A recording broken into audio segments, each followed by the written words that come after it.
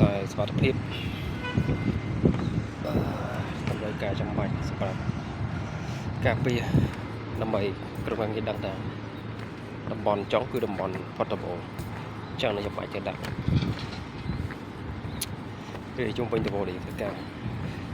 ដែលភាសាចែកទេហៅឡាយឡាយដាក់ដើម្បីថាតំបន់ចុងតំបន់អត់ឲ្យយើងដាក់ទៅចិត្តហើយអាចពេលយើងធ្វើការងារចុងដំបូលយើងអាចភ្ជាប់ជាមួយនឹងខ្សែក្រវ៉ាត់របស់យើងបានខ្សែក្រវ៉ាត់សុវត្ថិភាពកន្លែងដែលធ្វើការស្តង់ដារតាមទៅគឺគេតម្រូវមានអាហ្នឹងសម្រាប់បច្ចេកទេសនៃការដំឡើងទៅទូដិតបានខ្ពស់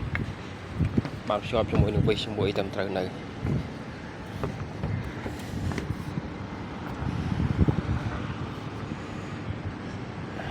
កន្លែងមុំគឺមិនងាយមានការងារបែបនេះមិនងាយមានដាក់ដែរមិនងាយអ្នកធ្វើទេ